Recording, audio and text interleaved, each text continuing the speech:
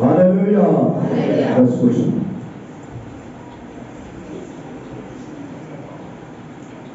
దేవుని పరిశుద్ధ స్తోత్రం కలుగునుగాక.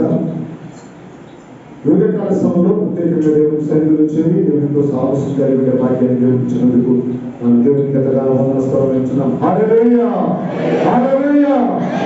సంతోషంగా వస్తాం. ఈ సమయంలో దయచేసి వర్షాకాలం ఆరంభమైంది. వర్షాలు లేవు. వర్షాల కొరకు ప్రార్థించండి. దేవుడు మంచి వర్షాల నుంచి చెరువులను డ్యాములను నింపి చక్కటి వ్యవసాయం పండునట్లుగా మీ ప్రత్యేకమైన ప్రార్థనలో ప్రార్థించండి. ఈ సమయంలో కొద్ది నిమిషాలు దేవునికి సన్నిధానంలో చేరిన మనం కొద్ది నిమిషాలు, ఎక్కువ సమయం కాకుండా కొన్ని మాటలు ఈ రోజు మనం ధ్యానం చేసుకున్నాం. గత వారంలో కొన్ని విషయాలు మనం నేర్చుకున్నాం. ఈ భూమి మీద దేవుడు మనిషి ముందు రెండు పెట్టాడు. ఒకటి టెంపరరీ లైఫ్, ఒకటి పర్మనెంట్ లైఫ్. పర్మనెంట్ లైఫ్ ను అనుభవించడానికి ఈ టెంపరరీ లైఫ్ లో ఆ పర్మనెంట్ లైఫ్ ఏంటో తెలుసుకునే ఆత్మీయ జీవితాన్ని దేవుని యొక్క లేఖన భాగాల్లో మనకు చాలా సందర్భాలు దేవుడు మాట్లాడుతూ బుద్ధి చెబుతూ నడిపిస్తూ ఉన్నారు. ఈ సమయంలో వచ్చిన చదువుకొని త్వరగా కొన్ని విషయాలను మనం నేర్చుకున్నాం. ఈ లోకంలో మనము టెంపరరీ జీవితం, ఈ లోకంలో మనము పరదేశులము, ఈ లోకంలో మనము యాత్రికులము, ఈ లోకంలో కొంతకాలం జీవించడానికి మనం వచ్చాం. వచ్చిన ఈ జీవిత కాలంలో మనకున్న మేలైన దానిని దూషణ పాలు కాకుండా ఉండునట్లుగా మనం బ్రతకాలి. ఈ టెంపరరీ జీవితంలో, తాత్కాలికమైన జీవితంలో శాశ్వతంగా ఉండే జీవితానికి పోరాడుతున్న మన విశ్వాస యాత్రలో కొన్నిటిని విడిచిపెట్టాల్సిన సమయం వచ్చినప్పుడు విడిచిపెట్టాలి. బైబిల్లో 119వ కీర్తన 19వ వచనం ఒకసారి మనం చదువుకుందాం. దావీదు ఇక్కడ ప్రార్థన చేస్తాడు. 119వ కీర్తనలో చాలా వచనాలు ఉన్నాయి. ఈ వచనాలన్నింటిలో ఇంచుమించు 175 వచనాలు, 176 వచనాలు. ఈ 176 వచనాలన్నీ కూడా ఒక యవనస్తుడు వాక్యము కొరకు దేవుడు మాట్లాడుతున్నాడు. మాట్లాడుతూ అంటాడు ఏంటంటే 19వ వచనం ఒకసారి మనం చదువుకుందాం. నేను భూమి మీద పరదేశినై ఉన్నాను, నీ ఆజ్ఞలను నాకు మరుగు చేయకు. హల్లెలూయా. ఈ భూమి మీద నేను పరదేశినై ఉన్నాను. ఈ భూమి మీద నేను పరదేశినై ఉన్నాను. పరదేశి అని అంటే ఫారినర్ అని అర్థం. ఫారినర్స్ అని అంటాం కదా మనం ఇంగ్లీష్ లో. ఫారినర్ అంటే పరాయి దేశపోడు అని అర్థం. ఈ దేశంలో జీవిస్తున్న మనము కూడా పరాయి దేశవాసులమే, పరాయి దేశానికి చెందిన వాళ్ళమే. ఈ దేశానికి చెందిన వాళ్ళము కాదు. ఈ దేశంలో పుట్టిన మనం, ఈ దేశంలో బ్రతుకుతున్న మనం కొంతకాలం ఈ భూమి మీద జీవించడానికి వచ్చాం.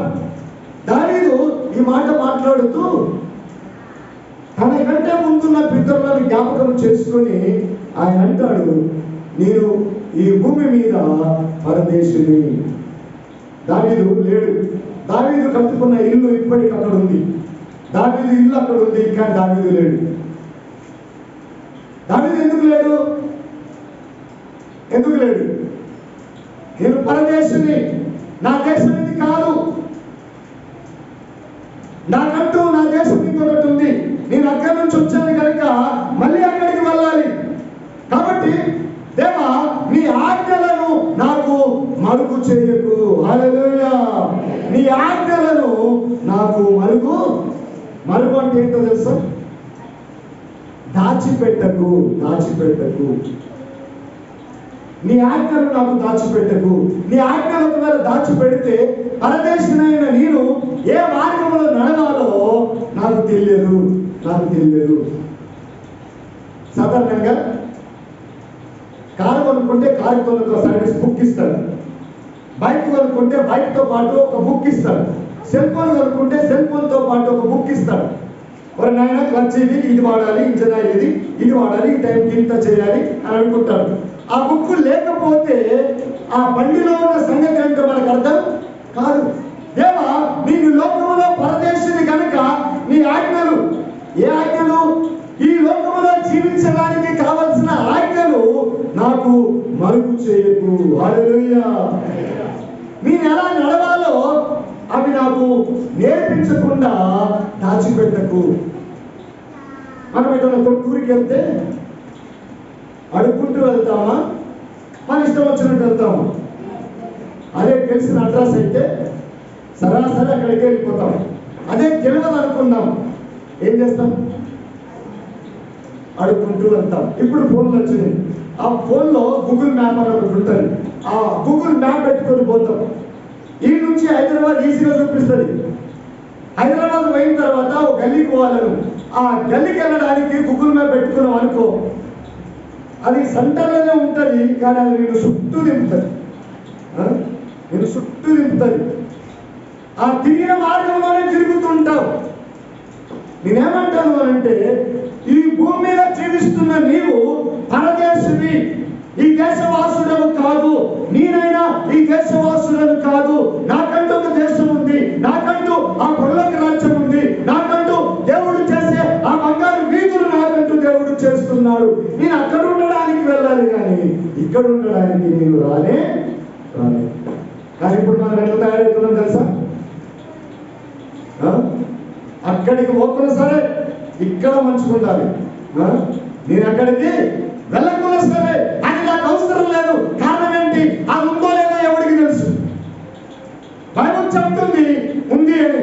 అది నమ్మితే ఈ లోకం మీద అంతగా ప్రీతి, ఈ లోకం మీద అంతగా ఆశలు, ఈ లోకం మీద అంతగా పడి దోసుకునే పరిస్థితులు మనకు ఉండవు. ఏం దోసుకోవాలని చూస్తాం? మరి పరలోకం మీద ఆశ ఉంటే పరలోకాన్ని దోచుకోవడానికి ట్రై చేయాలి. కానీ మీరు క్రీస్తుతో కూడా లేపబడిన వారైతే పైన వాటినే వెతుకుడు, కానీ భూసంబంధమైన వాటి మీద మీ మనసు పరిశుభ్రతగా 3వ అధ్యాయంలో మాటలు మనం చూస్తాం. దయచేసి దేవుని ప్రియమైన వాళ్ళారా, దావీదు నీ భూమి మీద పరదేశిని కాబట్టి దేవా నీ ఆజ్ఞలను నాకు మరుగు. యూదకాల సమయంలో నువ్వు అనుకుంటుండొచ్చు, నేను పరదేశిని కాదు, నేను ఈ దేశ వాసులనే అనుకుంటుండొచ్చు. ఈ దేశ వాసులు, ఈ దేశం ఏంటి చెప్పాలి? ఈ దేశానికి సంబంధించింది శరీరము. అమ్మ గమనించండి, నువ్వు ఈ దేశంలో చచ్చిపోతే ఆడబెడతారు, భూమిలో పెడతాం. ఏ దేశ భూమి? ఇండియా. ఈమె పెడతారు. ఇప్పుడు బస్సాపూర్లో మనం చచ్చిపోతే బిక్నూరు పోయి అడుగురి గ్రామ పంచాయతీలో, అయ్యా వీడు బస్సాపూర్ వాస్తవ్యురాలు, బస్సాపూర్ వాస్తవ్యుడు ఆడ చచ్చిపోయిండు, ఆ బస్సాపూర్లో బొంద పెట్టాడు, ఈడ పెట్టాడు నన్ను అని వీరునామా రాసిండు, బిక్నూరులో పోలీస్ స్టేషన్ ముందంటే పెట్టుకొని రాసిండు అని చెప్పి అడిగిపోయి పెడతామా? నీ ఆధార్ కార్డు అడుగుతాడు, నీ సిటిజన్షిప్ ఎక్కడని అడుగుతాడు. బస్సాపూర్ కాబట్టి బస్సాపూర్లోనే ఏం పెట్టాలి చెప్పాలి. చచ్చిపోయిన తర్వాత దేన్ని పెడతాం? శరీరాన్ని పెడతాం. అంటే ఈ శరీరము ఈ ఇండియాలో పుట్టింది కాబట్టి ఈ శరీరము ఇక్కడ పెట్టాలి. మరి పరదేశి దేనికి పరదేశులు? మనం మారు మనసు పొందే నీకు పరలోక రాజ్యము దేవుడు ఇస్తాడు. మారు మనసు పొందకపోతే నరకం ఉంటుంది, ఈ శరీరానికి బొందం ఉంటుంది. కాబట్టి పరదేశంలో ఎరిగి ఈ శరీరాన్ని ఇక్కడ పాతి పెడతాం, ఆత్మ మాత్రం దేవుని సన్నిధికి వెళ్తుంది. ఒక మాట చూద్దామండి దయచేసి.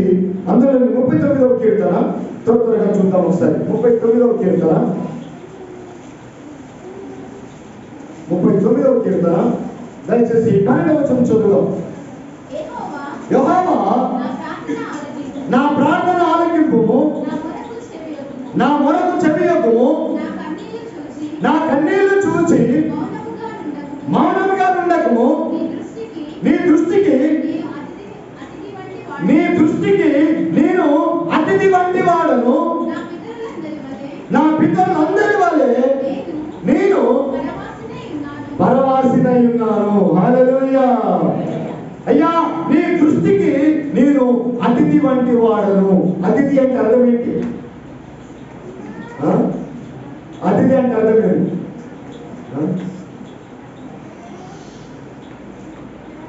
ఈ భాష అతిథులు వచ్చిర్రు అని అంటాం. అంటే మా ఇంటికి చుట్టాలు వచ్చిర్రు అని అర్థం. ఈ చుట్టాలు వచ్చిన వాళ్ళు ఎన్ని రోజులు ఉంటారు? అమ్మ త్వరగా చెప్పాలి, నేను ముగిస్తాను. 2 రోజులు ఉంటారు. ఈ భూమి మీదకి వచ్చిన ఈ బతుకు ఎన్ని రోజులు? 2 రోజులు చాలు. అయ్యా నేను అతిథి వంటి వాడను. అతిథి ఇంగ్లీషులో అయితే గెస్టులు వచ్చారు మా ఇంటికి అని అంటారు. గెస్ట్ రూమ్ అని అంటాం. గెస్ట్ రూమ్ అని అంటే వాళ్ళు వచ్చినప్పుడు, ఇప్పుడు ఒక మాటలో చెప్పాలంటే మేము ఇజ్రాయెల్ 4 దేశాలు పోయినాం. 4 దేశాలలో హోటల్ నుంచి మమ్మల్ని. నేను ఇక్కడ రాత్రి 2 రోజులు ఉన్నా కదా, ఇక నాదే అని అంటే అడుగుతాను. ఆ 2 రోజులు ఉండడానికి డబ్బులు కట్టాం. డబ్బులు కట్టి 2 రోజులు అక్కడ భోజనం చేసాం, అక్కడ తిన్నాం, అక్కడ పడుకున్నాం. అక్కడ నుండి ఇంకో దేశం వెళ్ళిపోయాం. అక్కడ నుండి ఇంకో దేశం, అక్కడ హోటల్ ఉన్నాం, అక్కడ బిల్లు కట్టాం, అంత చేసాం. అక్కడ నుంచి హోటల్ ఖాళీ చేయాల్సిందే. నీ సూట్ కేసు, నీ బట్టలు అన్ని చదువుకొని పెట్టెలో పెట్టుకొని ఖాళీ చేయాల్సిందే. అక్కడ నుంచి ఇంకో హోటల్కి వెళ్తాం, అక్కడ 2 రోజులు ఉండాలి కాబట్టి అక్కడ కూడా బిల్లు కడతాం, తింటాం, ఉంటాం. వెళ్ళిపోయే టైం వచ్చినప్పుడు మళ్ళీ suitcase, paste, socks, brush అన్ని పెట్టలా. దావీదు అదే గుర్తించాడు ఆయన. దేవా నీ దృష్టికి నేను అతిథి వంటి వాడను. హల్లెలూయా. అందరికీ ఒకసారి దేవా నీ దృష్టికి నేను అతిథి వంటి వాడను. ఇంకేమంటాడు? నేను వెళ్ళిపోయి కాదమ్మా, ఆ బైబిల్ వచ్చినది. నీ దృష్టికి నేను అతిథి వంటి వాడను, నా పితరులందరి వలె నేను పరవాసినై ఉన్నాను. వాసి అంటే అర్థం ఏంటి? నివాసి.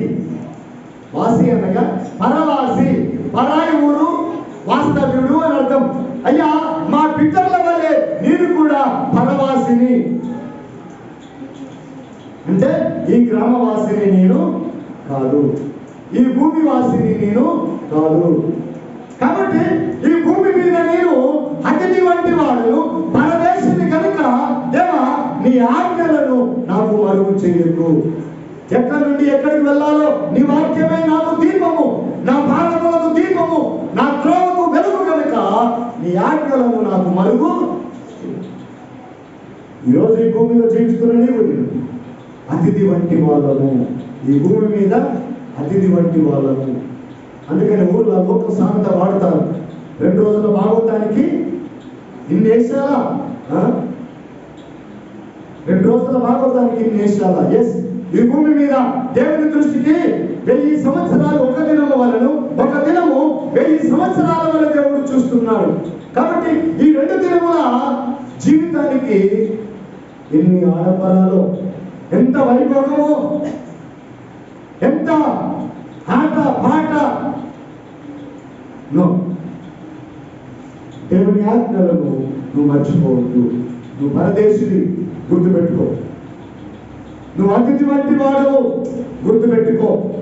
నేను నా పితరుల వలె పరవాసిని, పరాయి ఊరు వాస్తవ్యుడను. ఈ ఊరు వాస్తవ్యుడను కాదు, ఈ ఊరిలో నివాసం ఉండే వాసిని నేను కాదు అని అంటున్నాడు దావీదు. ఎస్. ఎన్ని ఉన్నా ఒక రోజు మనం అన్ని వదిలిపెట్టుకొని వెళ్ళవలసిన ఊరు ఒకటి మనకు ఉంది. ఆ ఊరు మన జ్ఞాపకం ఉంచాలి. ఆ వచ్చిన దగ్గరికి మనం వద్దాం. దయచేసి ఇంకొక మాట మనం చూద్దాం. ఆదికాండము 47. దయచేసి ఆదికాండము 47 ఒక మాట చదువుకున్నాం. 47 9వ వచనం చదువుకున్నాం. 47 9వ వచనం.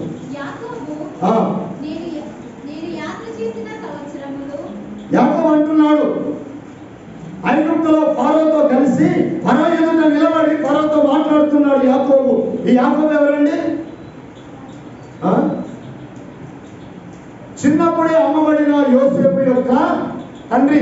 ఐగుప్తు దేశంలో ఈ యాకోబు ఫరో దగ్గరికి వెళ్ళి ఫరోతో మాట్లాడుతున్నాడు. యాకోబు నేను యాత్ర చేసిన సంవత్సరములు 130,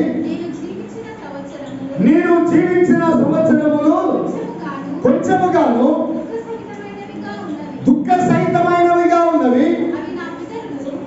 పితరులు యాత్ర చేసిన దినములలో వారు జీవించిన సంవత్సరములన్నీ కాలేదని ఫరోతో చెప్పి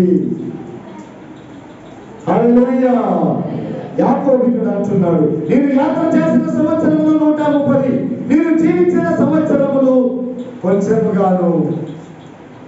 ఇంకేమన్నా అక్కడ మాట, నేను జీవించిన సంవత్సరములు కొంచెముగాను. మూసేసినామా? ఎట్లున్నాయంట? మనం బతికే దినాలు కొంచెమట, ఆ కొంచెము కూడా ఎట్లున్నాయట? దుఃఖ సహితముగా ఉన్నది. హల్లెలూయా. దేవుని ప్రియమైన వారులారా, ఈ దుఃఖ సహితమైన ఈ జీవితాన్ని ప్రేమించి అమ్మ చాలా జాగ్రత్తగా మీ చోటు ఇక్కడ ఉంచారు. ఈ దుఃఖ సహితమైన ఈ దినములను చూసుకొని సుఖమైన దినాలు అనుకుంటున్నాం మనం. బైబిల్ చెప్తుంది ఈ దినాలు ఎలాంటి మాట. యాకోబు అంటున్నాడు, ఎన్ని సంవత్సరాల క్రితం అన్నాడు ఈ మాట? ఇంచుమించు 4500 సంవత్సరాల క్రితం యాకోబు అన్నాడు. అంటే 4500 సంవత్సరాల క్రితం కూడా దుఃఖం ఉందా? దుఃఖం ఉందా? దుఃఖం వల్ల వస్తుంది. భూమి మీద జీవించే ప్రతి జీవికి దుఃఖం వస్తుంది. అన్ని పక్షులు ఏడుస్తాయి, కుక్కలు ఏడుస్తాయి, అన్నీ ఏడుస్తాయి. వాటికంటే ఎక్కువ ఏడ్చేది వాళ్ళు తెలుసా? మనిషి అప్పుడు మంచుకున్నా ఏడుస్తాడు, వీడు మంచిగా లేకపోయినా ఏడుస్తాడు, వాళ్ళ బంధువులు ఎవడు మంచిగా లేకపోయినా వీడు ఏడుస్తూనే ఉంటాడు. యాకోబు అంటాడు, నేను యాత్ర చేసిన సంవత్సరాలు 130, నేను జీవించిన సంవత్సరాలు చెప్పరేనమ్మా, జీవించిన సంవత్సరాలు చెప్పరేనమ్మా, నేను జీవించిన సంవత్సరములు కొంచెమే. హల్లెలూయా. నేను జీవించిన సంవత్సరాలు కొంచెమే, ఆ కొంచెము కూడా ఎట్లున్నాయట? దుఃఖ సహితమైనవి. అందుకని దావీదు అంటాడు, దేవా నేను పరదేశిని, నీ ఆజ్ఞలను నాకు మరుగు చేయకు. దావీదు అదే మాట అన్నాడు, యాకోబు కూడా అదే మాట అంటున్నాడు, దేవా నేను యాత్ర చేసిన సంవత్సరాలు 130. ఇక్కడ గమనించండి ఒక మాట, ఇప్పుడే నాకు వచ్చిన ఆలోచన. యాత్ర చేసిన సంవత్సరాలు 130 అని కరెక్ట్ లెక్కేసిండు. దాని పక్కకి ఇంకో మాట ఉంది, ఇది చూడాలి. ఇప్పుడు అంతా బతకడం వేరు, జీవించడం వేరు. యాత్ర చేయడం వేరు, జీవించడం వేరు. యాత్ర చేయడం అంటే ఎదురైన వాళ్ళ తినుకుంటా ప్రయాణం చేయడం. ఆ లెక్క ఉంది. ఎంత? 130. కరెక్ట్ గా జీవించిన సంవత్సరాలు ఎన్నటైనా. హల్లెలూయా. దేవుని ప్రియమైన సంగమా, కరెక్ట్ గా జీవించిన సంవత్సరాలు ఎన్ని నీ బ్రతుకులో? నమ్మిన మొదలుకొని నమ్మకంగా జీవించిన సంవత్సరాలు ఎన్ని నీ జీవితంలో? బాప్తిజం పొంది యేసు ప్రభువును అంగీకరించి ఆయన కొరకు యథార్థమైన మనసుతో పరిగెత్తిన నీ జీవిత కాలం ఎంత? నీ జీవిత పరిణామం ఎంత? నీ జీవిత పరిమాణం ఎంత? ఈ లెక్కలు వేసుకుంటే ఏమనిపిస్తుంది తెలుసా? నాకైతే బాబు కళ్ళు మూసుకొని అప్పటిదాకా పోయింది బెటర్, కానీ ఈ లెక్కలు వేసుకుంటూ కూర్చున్నాం అనుకో, గుండె పోటు వచ్చి చచ్చిపోతుంది. యాకోబు పరిశుద్ధాత్మ దేవుడికి ఎలా రాయించాడో చూడండి. నేను యాత్ర చేసిన సంవత్సరాలు, తన కొడుకులు 12 మంది కొడుకులని కన్నాడు. ఆ కొడుకుల జీవితాలు సెట్ చేశాడు. చిన్న కొడుకును అమ్మేసుకుంటే గుండె వాళ్ళకి చచ్చిపోయే దినాలు వచ్చినాయి ఆయనకు. 130 ఏళ్ళే ఆయన బతికిన సంవత్సరాలు, కానీ ఆయన కన్నీళ్లతో బతికిన సంవత్సరాలు కొంచెమే. బాధతో బతికిన సంవత్సరాలు కొంచెమే. అన్నదమ్ములు కలిసి కొడుకులు అమ్మేసుకుంటే అయ్యో కన్నీళ్లతో ఏడుస్తూ కూర్చున్నాడు. అయ్యో నా కొడుకు ఏడి అని ఏడుస్తూ కూర్చున్నాడు. ఆయన అతిగా ప్రేమించిన కొడుకు యోసేపు. కానీ దేవుడు ముందుగా భవిష్యత్తును ఎరిగి యోసేపును ఐగుప్తు దేశానికి పంపించాడు. అక్కడ ఎన్నో కష్టాలు అనుభవించాడు యోసేపు. ఆయన కూడా పరవాసి, ఆయన కూడా పరదేశి. ఆయన హయాంలో కట్టబడిన పిరమిడ్స్ ఇప్పటికీ అక్కడ ఉన్నాయి. యోసేపు నడిచిన మార్గంలో నడిచే అవకాశం దేవుడు కలుగజేశాడు. నేనేమంటాను అంటే, అమ్మా మనం బతికే సంవత్సరాలు 70-80 కావచ్చు. మా చాలా కరెక్ట్. 90 కీర్తనలో మోషే అంటాడు, అధిక బలం ఉంటే 20 సంవత్సరాలు, లేని కదా 70 సంవత్సరాలు, అయినను వాటి వైభవము ఆయాసము దుఃఖమే.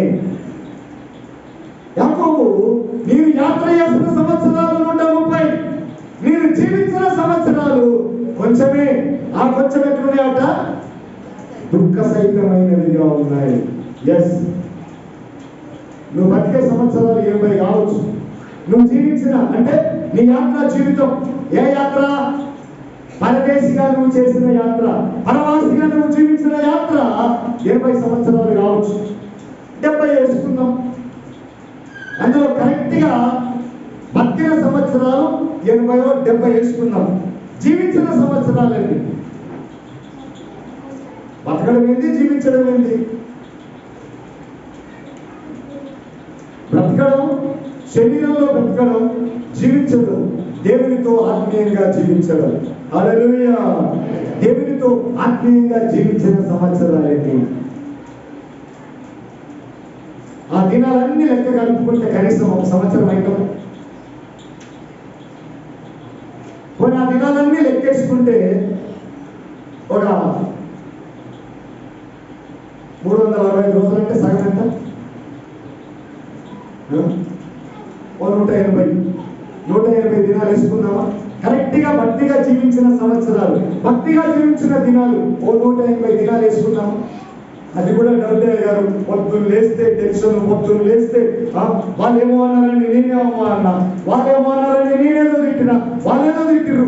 ఇలా వాక్యానుసారంగా ప్రార్థన పూర్వకంగా నేను జీవించలేదు అయ్యారు అని అనుకుంటే ఎన్ని దినాలు వేసుకుందాం? పోయి అమ్మ మాట్లాడాలి.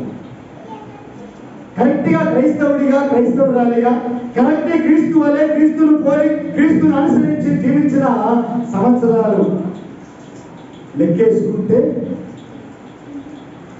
100 దినాలు, 90 దినాలు. ఏమాయ గారు లాస్ట్ మన జవాబు ఏంటో తెలుసా? నాకైతే నేను కరెక్ట్గా ఉన్నాను అనుకుంటున్నా, కానీ దేవుడు లెక్క చూసినప్పుడు అప్పుడు అర్థమైంది మనకి. నేనైనా నువ్వు అయినా మనం జీవించిన సంవత్సరాలు వచ్చని అది దుఃఖకరమే. కాబట్టి లోకంలో జీవిస్తున్నప్పుడు పరలోకమందున దేవునితో మనసు కలిగి మనం ఉంటే దేవుడు దీవించి గొప్ప చేస్తాం. కాబట్టి అలాంటి ఆత్మీయమైన స్థితి దయచేసి ఎవ్రీ పత్రిక 11వ అధ్యాయము నేను ఇక్కడ ముగిస్తాను. ఇంకా చాలా విషయాలు ఉన్నాయి. దేవుడు చూడడానికి వచ్చే ఆదివారం మనం కంటిన్యూ చేద్దాం. ఎవ్రీ పత్రిక 11వ అధ్యాయము,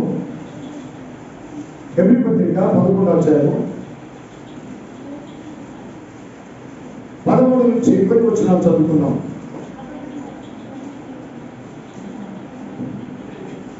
దొరకలేదా? ఎవ్రీ పత్రిక 11వ అధ్యాయము 13, 14, 15, 16 వచనాలు చదువు. తీసుకెళ్ళా. వీరందరూ ఆ వాగ్దానముల ఫలము అనుభవింపక మంచిగా చదువు, కంటిన్యూషన్ చదువు. వీరందరూ ఆ వాగ్దానముల ఫలమును అనుభవింపకపోయినను దూరం నుండి చూసి వందనము చేసి, వీరందరూ ఎవరంటే అబ్రహాము, హనోకు, యాకోబు, ఇస్సాకు, ఇంకా వాళ్ళు యాకోబు, ఇస్సాకు పితరుల దేవుడు హనోకు పైన అనేకల పేర్లు దేవుడు రాశాడు. 11వ అధ్యాయం 1 నుంచి 12 వచనాల వరకు అందరి పేర్లు రాశాడు. అక్కడ హనోకు పేరు, అబ్రహాము, ఇస్సాకు, యాకోబు అనువారు గుడారములలో నివసించుచు.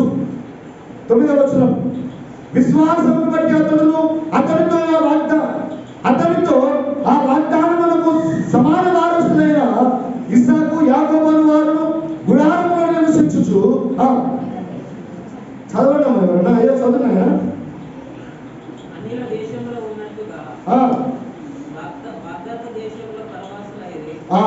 అన్యుల దేశంలో ఉన్నట్టుగా వాగ్దత్త దేశంలో పరవాసులైరి, వారు కూడా పరవాసులైరి. అయ్యా నా బిడ్డ పితరులు పోయినట్టుగా వారు కూడా పరవాసులే, నీవు కూడా పరవాసినే అన్నట్టుగా బ్రతికారంటారు. వీరందరూ ఆ వాగ్దాన ఫలములు పొందకపోయినను దూరం నుండి చూసి వందనము చేసి, ఇక్కడ చూడాలి, ఇప్పుడు ఇక్కడ ఈ సిలువ ఉన్నది. యేసు ప్రభు కల్వరి సిలువకు అవతల వైపు పాత నిబంధన కాలంలో వీళ్ళందరూ బ్రతికారు. వాళ్ళు ఎటు చూశారు? ముందు రాబోయే మెస్సయ్య కొరకు చూసి, రక్షకుడు వస్తున్నాడు, యేసయ్య పుట్టబోతున్నాడు, యూదా గోత్రం నుండి పుట్టబోతున్నాడని వాళ్ళు దూరం నుండి యేసు ప్రభు సిలువను చూసి, ఆయనను చూసి వందనము చేశారంట. హల్లెలూయా! ఎవరెవరు వందనం చేశారు? అబ్రహాము, హనోకు, ఇస్సాకు, యాకోబు, వాళ్ళ పితరులందరూ కూడా యేసు ప్రభుకు వందనము చేసి ఇంకేమంటాడు? తాము భూమి మీద పరదేశమును యాత్రికులమునై ఉన్నామని ఒప్పుకొని విశ్వాసం గలవారై మృతి నొందిరి. హల్లెలూయా! వాళ్ళు విశ్వాసం గలవారమై అని ఒప్పుకొని మృతి నొందిరి. వారి జీవిత కాలంలో జీవించిన సంవత్సరాలు కొంచెమైనను దేవునికి వందనం చేసి విశ్వాసం గలవారై ఈ లోకయాత్రను ముగించుకొని పరవాసులైన వారు ఆ పరదేశానికి, అనగా దేవుని రాజ్యానికి వారసులన్నట్టుకు వారు వెళ్ళిపోయారు. దేవుని ప్రియమైన సంగమా, ఈరోజు మనం కూడా విశ్వాసం గలవారమే. మనం ఎలా చనిపోవాలి? ప్రపంచంలో గొప్ప ధనికుడు ఉన్నాడు ఒక ఆయన పేరేంటి? ప్రపంచం అంతట్లో ఒక మంచి ప్రపంచ లెక్కలో చూస్తే ధనికుడు ఆయన్ని. ఆయన పేరేంటి?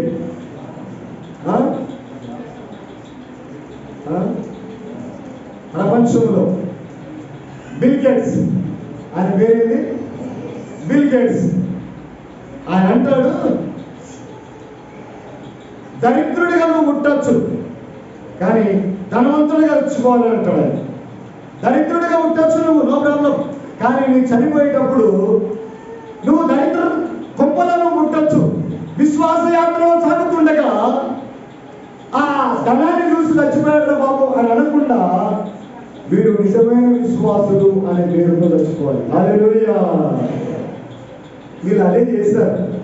దూరం నుండి వందనం చేసి విశ్వాసం గలవారై మృతి చెందిరి. ధనము గలవారై మృతి చెందిరి అని లేదు, అందం గలవారై మృతి చెందిరి అని లేదు, కోటీశ్వరులని లేదు. నేను సిరిసిల్ల అక్కడికి వెళ్ళాను. ఒకరింట్లో ప్రార్థన చేశాను, ఇక అంత చెప్పాను కానీ వాళ్ళ లెక్కలన్నీ కోట్లలోనే, వందలు లక్షలలో లేవు, కోట్లలోనే. మనల్ని బిఎస్ఎన్ఎల్ జాబ్ చేసి రిటైర్ అయ్యాడు, బాగుంది, కొడుకు లండన్లో చదువుతున్నాడు, కూతురు అన్నీ బాగున్నాయి. వాళ్ళ లెక్కలు మొత్తం కోట్లలోనే. అప్పుడు నేను అనుకున్నాను, ఏమెత్తుకోపోతాం అన్న కోట్లలోకి వెళ్ళాను. ఏమెత్తుకోవు, నేను నీ కొడుకు వస్తుంది, వాని కొడుకు పోతుంది, వాని ఆయన అదే అన్నాను. ఏం తీసుకొని పోము, ఏం తీసుకొని పోము, కానీ విశ్వాసము గలవారే పోవాలి. హల్లెలూయా! అదే అంటున్నాడు. ఆనోకి ఏమైనా తక్కువ ఉందా? బైబిల్లో ఉన్న ఆనోకి ఏమైనా తక్కువ ఉందా? ఏమి తక్కువ లేదు. మోషేకి ఏమైనా తక్కువ ఉందా? ఏమి తక్కువ లేదు. అబ్రహాముకు ఆస్తి తక్కువ ఉందా? ఏమి తక్కువ లేదు. ఇస్సాకు ఆస్తి తక్కువ ఉందా? ఏమి తక్కువ లేదు. యాకోబుకు ఆస్తి ఏమైనా తక్కువ ఉందా? ఏమి తక్కువ లేదు. యోసేపు ఐగుప్తు దేశానికి ప్రధానమంత్రిగా చేశాడు, ఆయన ఏమైనా తక్కువ ఉందా? ధనికులే, కానీ వాళ్ళు ధనాన్ని చూడలేదు, కానీ దేవుని చూసి విశ్వాసం గలవారే ఈ లోకయాత్ర వాళ్ళు ముగించుకున్నారు. హల్లెలూయా! దేవుని ప్రియమైన సంగమా, ఈరోజు నీ జీవితం ఎలా ఉంది? నువ్వు యాత్ర చేసే దినాలు 130 కావచ్చు, 70 కావచ్చు, 80 కావచ్చు, 90 కావచ్చు, కానీ నువ్వు జీవించిన సంవత్సరాలని, కరెక్ట్ గా విశ్వాసంలో జీవించిన సంవత్సరాలని, కరెక్ట్ గా యథార్థంగా నీతి న్యాయంతో కరెక్ట్ గా దేవుని సన్నిధిలో జీవించిన నీ సంవత్సరాల పరిమాణం ఎంత అని లెక్కేసుకుంటే ఒకసారి పెట్టి చెప్పుకున్నాం. ఒకవైపు విశ్వాసం, ఒకవైపు వందలకు పోయి బాడీ. ఏది బరువు ఉంటుంది? పనికి మాలిన దానికే బరువు ఎక్కువ.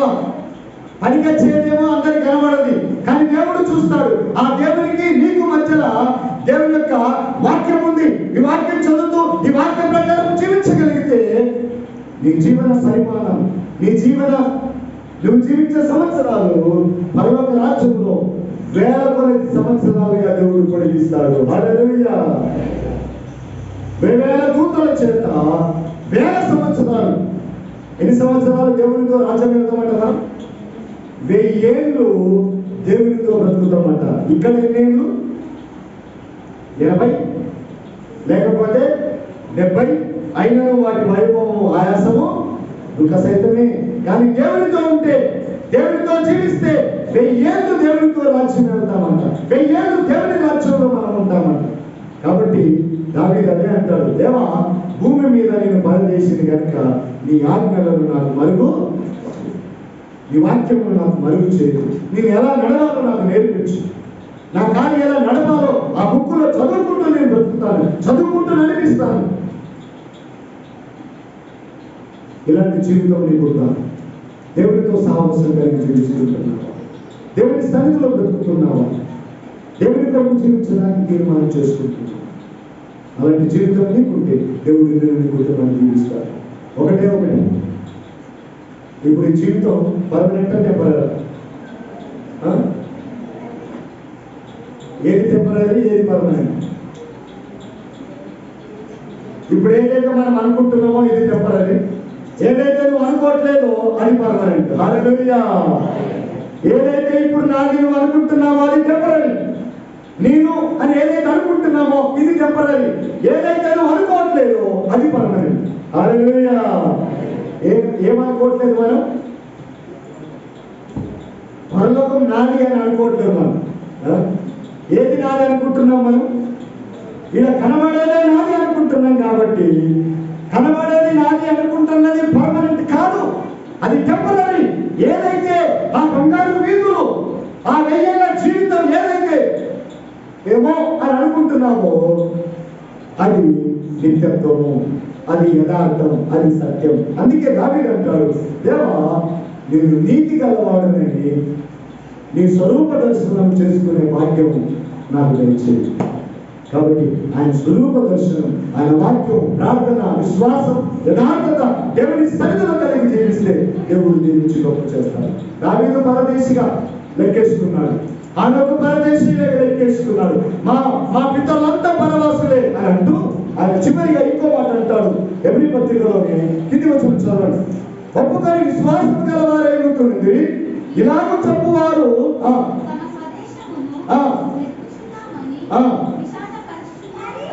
విశాలం కాదు బిడ్డ, మళ్ళీ చదువు, మళ్ళీ చదువు. దీర్ఘం లేదు నాకు విశాల్.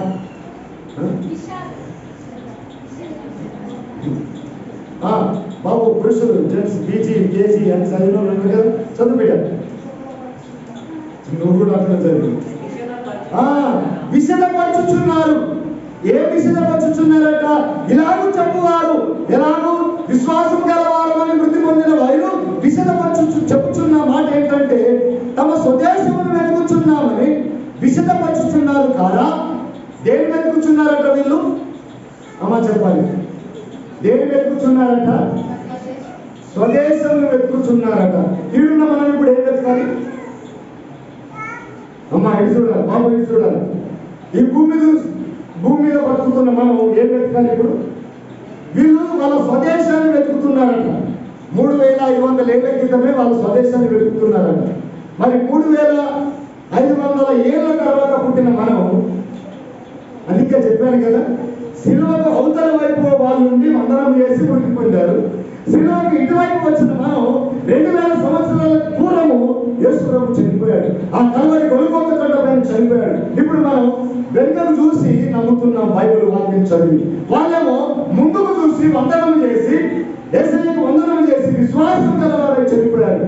వాళ్ళు మన స్వదేశం కొరకు వెతికారట. అంటే 3500 ఏళ్ల క్రితం జీవించిన వాళ్ళు జీవించిన ఆ ఊరు మాది కాదు, మా స్వదేశాన్ని వెతుకుతున్నామని చెప్తున్నారు. హల్లెలూయా. ఏ దేశం మీద జీవిస్తూ ఏ దేశం గురించి మాట్లాడుతున్నారు? ఈ భూమి మీద జీవించిన వాళ్ళు పరలోకంలో బంగారు విధుల గురించి ఎదురు చూస్తున్నారు. హల్లెలూయా. అందుకే వారు విశ్వాసం గలవారై వృద్ధి పొందిరి, ఆస్తిపరులై వృద్ధి పొందిరి అని లేదు, అందగత్తెలు అందగాలని చనిపోయింది అని లేదు, విశ్వాసం గలవారై వృద్ధి పొందిరి. యువతికాల సమయంలో దయచేసి వాళ్ళు ఆ పరదేశమును వెతుకుతున్నారట. మనం కూడా ఇప్పుడు మనం చెప్తున్నాడు అక్కడ ఇది వచ్చిన చదువు. వారు ఏ దేశం నుండి వచ్చినో ఆ దేశమును జ్ఞాపకమందుంచుకున్న ఎడల మరలా వెళ్ళుటకు. ఇప్పుడు ఆ దేశం నుండి ఈ దేశం వచ్చిన మనకు ఏం గుర్తుంచుకోవాలి? ఇప్పుడు అమ్మా ఏం గుర్తుంచుకోవాలి? అయ్యో మీ అసలే మీ ఇంటికి వెళ్ళి గుడికి వచ్చింది, ఇప్పుడు చర్చికి వచ్చింది, చర్చ్ అయిపోయాడు మళ్ళీ ఎక్కడ వెళ్తారు? ఓలింటికి. మా ఇంటికంటే ఓలింటికి కాదు, నా ఇంటికి వెళ్తారు. ఇది గుర్తులేదనుకో, ఇప్పుడు తుడువలు లేదా మన వదులున్నారు, ఇవి అంకలు పోయి మొత్తం తుడువలు ఏది అనుకో, మర్చిపోయి వచ్చిన వాళ్ళంటే కుదరదు. వంకలు ఇల్లు గుర్తు పెట్టుకోవాలి, తుడువలు ఇల్లు. ఇప్పుడు పరలోకం నుండి వచ్చిన నీవు ఏం గుర్తు పెట్టుకోవాలి? గుర్తుందా? అది గుర్తుందా? నేను అనట్లేదు, మరి చదువున్నాను అవసరం. మరి చదువు. వారు ఏ దేశం నుండి వచ్చిరో, ఏ గది నుంచి వచ్చిరో, ఏ ఇంటి నుంచి వచ్చిరో, ఏ వారి నుంచి వచ్చిరో ఆ దేశమును జ్ఞాపకమందుంచుకున్న ఎడల మరలా వెళ్ళుటకు వారికి వీలు కలిగి ఉండును. ఇప్పుడు గుడికి వచ్చిన మీరు మరలా వెళ్ళవలేనా? వెళ్ళకూడదా? వెళ్ళాలి. వెళ్ళకపోతే కుదరదు. కొన్ని ఒక రోజు ఆగి వెళ్దాం అనుకోండి, ఇన్ని ఉన్నాయి, ఒక రోజు ఆగి రేపు వెళ్ళండి. ఊరుకుంటారా మీరు? యాకోబు, ఇస్సాకు, హానోకు, యోసేపు వీళ్ళందరూ కూడా వాళ్ళ పితరుల వల్లే వాళ్ళ వచ్చిన దేశాన్ని గుర్తుపెట్టుకున్నారు. హల్లెలూయా. కానీ ఇప్పుడు మనమే గుర్తుపెట్టుకుంటున్నాం తెలుసా? మనం ఎక్కడి నుండి వచ్చినాం ఆ దేశం ఎటువంటిదేమో కానీ ఈ దేశంలో మాత్రం బోర్ పడినే కానీ మనం చాలా గొప్పవాళ్ళుగా ఉంటున్నట్టుగా గుర్తు పెట్టుకుంటున్నాము. కానీ ఇదంతా పర్మనెంట్ కాదు అని మనం గుర్తు పెట్టుకొని బ్రతకడం. అందుకే దావీదు అంటారు, దేవా ఈ భూమి మీద నేను పరదేశిని కనుక నీ ఆజ్ఞలను నాకు మరుగు, నీ వాక్యమును మరుగు చేయకు. గుర్తు పెట్టుకున్న ఎడల మళ్ళా వెళ్ళడానికి వీలవుతుందా? చివరి ఒక మాట, గుడికి రావడానికి వీలైనా కాకపోయినా పర్లేదు, కానీ అమ్మా అందరూ నమ్మి బాప్తిసం పొందిన వారు అందరు వస్తే వీళ్ళందరూ ఇప్పుడు సరిపోదు, ఈ స్థలం సరిపోదని నాన్న కథలు పడుతున్నాను. ఇప్పటికీ ఈ స్థలం సరిపోదు, గుడికి వచ్చినా రాకపోయినా వీలు లేదు అనుకున్నా పర్లేదు, కానీ పరలోకం వెళ్ళడానికి నీకు వీలైతే లేదు అని అంటే మాత్రం దేనికి దేవుడు గేటు తీస్తాడు తెలుసా? అబ్బో ఇది గుర్తుంది, పర్లేదు. దేనికి గేటు తీస్తాడు దేవుడు? నరకానికి గేటు తీస్తాడు. ఇప్పుడు మనకు నరకం గుర్తుండాలా, పరలోకం గుర్తుండాలా? పరలోకం గుర్తుండాలి. ఏ ఇంటికి వెళ్ళొచ్చినా ఆ ఇల్లు గుర్తుండాలా, పరలోకం గుర్తుండాలా? ఈ ఇల్లు టెంపరీ. ఇప్పుడు గుర్తుండే ఇల్లు చెప్పలేనమ్మా. ఇప్పుడు నీకు గుర్తున్న ఇల్లు టెంపరీ. ఈ ఊర్లో ఇప్పుడు నీకు గుర్తున్న ఇల్లు ఇప్పుడు గుడి అయిపోగానే గుడి మీ ఇంటికి వెళ్తావు చూడు, అది టెంపరీ. కానీ పర్మనెంట్ గా వెళ్ళే ఆ ఊరు నువ్వు లెక్కగిస్తున్నావు చూడు, అది పర్మనెంట్. హల్లెలూయా. ఇల్లు బాగా లెక్క చేస్తున్నావు. అమ్మా అర్థమవుతుంది నా భాష? యాడ నెల రాకపోయినా శుద్ధతో కొట్టైనా దాన్ని సరి చేస్తున్నావు. యాడకి చక్కగా లేకపోయినా కన్నులను పిలిచి బలగొట్టి కొత్తగా ఎక్కిస్తున్నావు.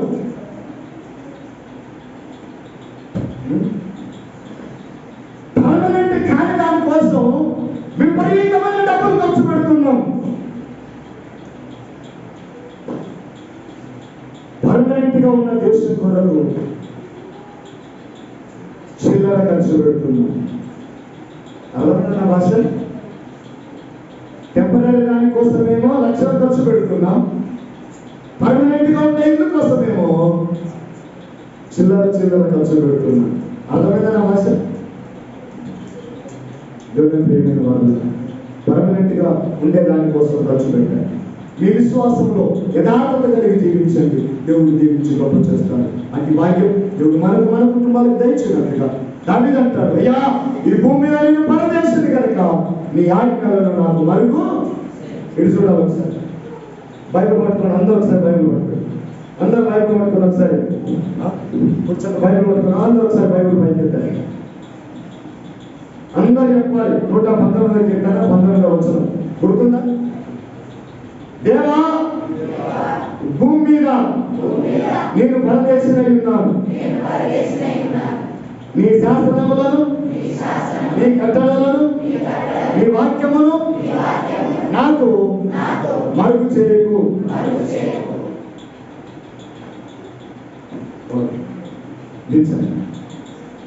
ఇప్పుడు దేవునికి ఏమేం చెప్పినాం? ప్రభువా నేను భూమి మీద పరదేశిని. ఇప్పుడు ఏ ఇల్లు అయితే ఉందో, ఏ అందం అయితే ఉందో, ఏ ఇంటికలు అయితే ఉన్నాయో, ఏ ఒళ్ళు అయితే ఉందో, ఏ గుడి ఉందో, ఏ గోపురం ఉందో, ఏ ఇల్లు ఉందో, ఏ వాక్యం ఉందో, ఏది ఉందో అది టెంపరీ. నేను పరదేశిని కదా, కాబట్టి నేను అక్కడికి రావడానికి ఈ అడ్రస్ నాకు మరుగు. హల్లెలూయా. ఏ అడ్రస్?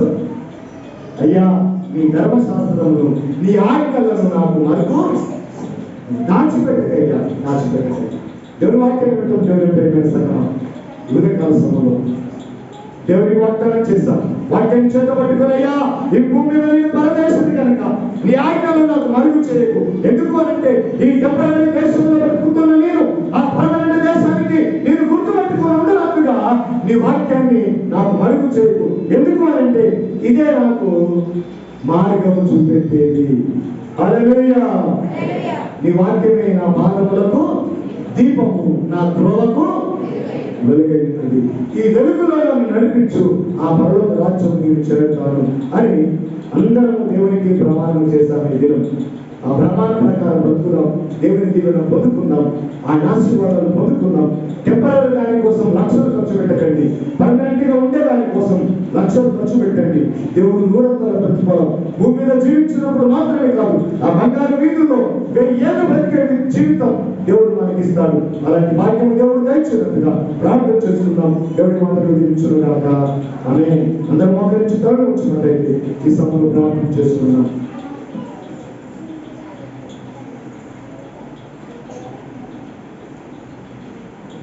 ఈ మాటలు మన జీవితాలు దేవుడిని ఫలించేయాలి.